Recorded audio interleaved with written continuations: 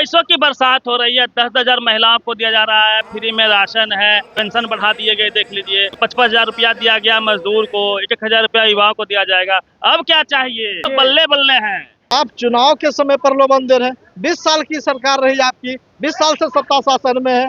GST घटाए हैं। ये बढ़ाया कौन था? जीएसटी अगर घटा है तो बढ़ाया कौन था? यही थे गब्बर सिंह हो रहे हैं। मैं धानुक जाति से आता हूँ। धर्म बदला जा सकता है, प्रांत बदला जा सकता है, देश बदला जा सकता है, जाति नहीं बदली जा सकती है। नीतीश जी के राज में सबसे ज्यादा बहु बेटी का हत्या बलात्कार हो रहा है और आरएसएस का एजेंडा है हिंदू मुसलमान का। भाजपा के अंदर देखिएगा कि मुसलमान को दामाद बनाने में उनको गुरेज नहीं है, लेकिन आम गरीब लोगों को, कमजोर लोगों को, जो आर्थिक रूप से कमजोर हैं, उनको हिंदू मुसलमान बताते हैं। पटना के वेटनरी कॉलेज में अति पिछड़ा समाज की एक बड़ी बैठक हुई है। हजारों की तादाद में लोग यहाँ पे पहुंचे हैं। तेजस्वी यादव ने संबोधित किया है और कई वादे तेजस्वी यादव ने अति पिछड़ा समाज से किया है। सुरक्षा को लेकर बातचीत हुई है और टिकटॉक में भागीदारी को लेकर भी वो लगातार बोल रहे हैं। अब तक माना जाता था कि नीतीश कुमार के पक्ष में अति पिछड़ा समाज है, लेकिन आज के जनसैलाब ने तस्वीर बदल दिया है। इसे कितना प्रभाव वोटों पे पड़ेगा, बातचीत करेंगे। थोड़ा नजदीक आ जाइए। गौतम प्रीतम जी हैं, युवा उभरते हुए चेहरा है, बीरपुर से आते हैं, भागलपुर से, तैयारी भी सरापों से कर रहे हैं। ये बताइए, अति पिछड़ा समाज तो नीतीश जी के साथ इंटैक्ट है, कैसे तोड़ेंगे आप लोग? अति पिछड़ा नीतीश जी के साथ कुछ समय के लिए रहा, लेकिन नीतीश कुमार लगातार अति पिछड़ा समाज को ठगते रहे, उनको केवल लॉलीपॉप दिखाते रहे। और इस बार अति पिछड़ा के अंदर जो लगातार संघर्ष चलता रहा, अति पिछड़ों की जो अपनी अपनी टीम है, अति पिछड़े के अंदर जो संगठन है, उन संगठनों का जो जोरदार आवाज निकला है, वो नीतीश कुमार का खटिया खड़ा किया है। और इसलिए नीतीश कुमार का खटिया खड़ा हुआ है। और तेजस्वी प्रसाद यादव जी ने जिस तरह से अति पिछड़ों की भागीदारी का सवाल, अति पिछड़ों के सम्मान का सवाल, अति पिछड़ों के संरक्षण का सवाल, इन चीजों को उन्होंने लेने का काम किया है, संख्या अनुपात में भागीदारी, हिस्सेदारी की बात की है, तो अति पिछड़ा समाज को एक भरोसा हुआ। भरोसा के कारण हुआ कि बीच में 17 महीने के लिए सत्ता में आए और उस 17 महीने के सत्ता शासन में उन्होंने अपने कार्यकलाप को दिखाया। और साफ साफ तेजस्वी जी हर एक मन से कहते कि मैं केवल मुख्यमंत्री बनने नहीं आया हूँ, मैं केवल विधायक सांसद बनने नहीं आया हूँ, बल्कि एक नया बिहार बनाने आया हूँ। ऐसा बिहार बनाना चाहता हूँ जहाँ अति पिछड़े, अल्पसंख्यक, दलित, शोषित, वंचित, कमजोर और इस बिहार की जो महिलाएं हैं वो मान सम्मान के साथ जी सके। वो सामाजिक बराबरी के साथ साथ आर्थिक बराबरी की बात कर रहे हैं। क्या लगता है डिसीजन मेकिंग में नीतीश कुमार का जो कैबिनेट है, उसमें अति पिछड़ा समाज का कोई वैल्यू नहीं है? देखिए, डिसीजन मेकर में अब जो है नीतीश कुमार जी पिछड़ गए हैं। उनके सोचने समझने की जो क्षमता है वो बिल्कुल लो स्टैंडर्ड पे चला गया। आप देखेंगे कि वोट चोर वाला मामला बहुत चला, नीतीश जी मौन है। आरक्षण के सवाल पर 65% आरक्षण उन्हीं के सत्ता शासन में वो बना था और उसको लेकर के 9वीं अनुसूची में डालना था, नीतीश जी मौन है। तो नीतीश जी अब अपने से कुछ नहीं कर रहे हैं। हमारे प्रदेश अध्यक्ष मंगनी लाल मंडल जी हमेशा बोलते हैं 3.5 लोगों की सरकार है, तो सही में 3.5, आधा लोगों पर तो 200 करोड़ का घोटाला हो गया, उनको आधा गिना जाता है। बाकी एक सिन्हा जी है, एक झा जी है, एक कुंवर जी है, तो इन लोगों को गिन रहे, सब मिला के 3.5 लोग हैं।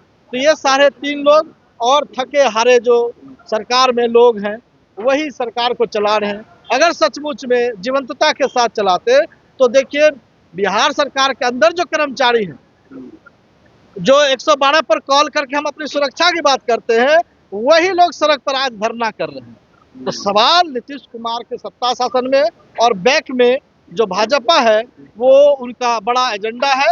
अभी तो पैसों की बरसात हो रही है। 10,000 महिलाओं को दिया जा रहा है, फ्री में राशन है, बहुत तरह का जो है पेंशन बढ़ा दिए गए। देख लीजिए, 55,000 रुपया दिया गया मजदूर को, 1,000 रुपया युवाओं को दिया जाएगा। अब क्या चाहिए? अब तो बल्ले बल्ले हैं। ये चुनाव के अंदर जो ये पैसा का खेल कर रहे हैं, ये एक बड़ा भ्रष्टाचार है एक तरह से कहिए।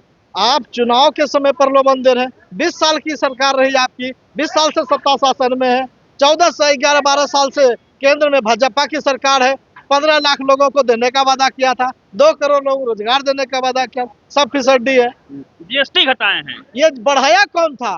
जीएसटी अगर घटा है तो बढ़ाया कौन था? यही थे बब्बर सिंह हो रहे हैं। जीएसटी तो इन्होंने बढ़ाया और इन्होंने बढ़ा करके कह रहे ऐतिहासिक काम हुआ, घट रहा है, और अभी भी वो जनता को बेवकूफ समझते। ये अभी भाजपा। बिहार में गंगा बह रही है विकास की। तो गंगा गाय गोबर पर तो इनका शासन सत्ता ही चलता है। तो गंगा बहेगा तो बाढ़ में लोगों को दहा जाएगा, गरीब गुरबा लोगों को बहा के लेके जाएगा। ये अभी अगर गंगा का दहाड़ चल रहा है, बहार चल रहा है, विकास की बरसात। विकास की ये बरसात नहीं है, लोभ लालच की बरसात है। और भीतर से भाजपा, जदयू और इनके जो गठबंधन के लोग हैं वो समझ गए हैं कि इस बार जो अति पिछड़ा है, जो अति पिछड़ा पर दावा ठोकते थे नीतीश जी, ये अति पिछड़ा लालू जी को समझ गए। लालू प्रसाद जी के जो राजनीति थी उनको समझ गए। पिछड़ा, दलित, शोषित, वंचित समाज का जो एक प्रतिनिधित्व चाहिए था, जो दावेदारी चाहिए था, वो इस बात को समझ गए। क्यों समझे हैं? मैं एक बात कहना चाहता हूँ रवि जी, मैं धानुक जाति से आता हूँ। धर्म बदला जा सकता है, प्रांत बदला जा सकता है, देश बदला जा सकता है, जाति नहीं बदली जा सकती है। मेरा नाम गौतम कुमार प्रीतम है, नाम से नहीं समझ में आता है। पूछते हैं कि प्रीतम मतलब क्या हुआ? वो असल में जात जन, हाँ पूछते हैं।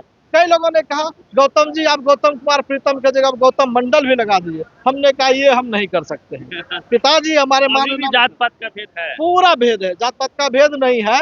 तो जो महिखंड में धानु की बेटी के साथ जो हत्या बलात्कार हुआ, बीपुर खरीक में धानु बेटी के साथ जो हत्या बलात्कार हुआ 51 वर्षीय, वो पंच रही है। एक भी जो सवर्ण समाज के लोग कहते हैं, वो पार्टी के भीतर हो कि पार्टी के बाहर हो, वो लोग भी वहां नहीं गया कि हम धरना प्रदर्शन में शामिल हो जाए, न्याय दिलाने की बात। नीतीश जी तो है ना उस समाज के, तो उन्होंने नीतीश, यही तो रोना है कि नीतीश जी के राज में सबसे ज्यादा बहु बेटी का हत्या बलात्कार हो रहा है।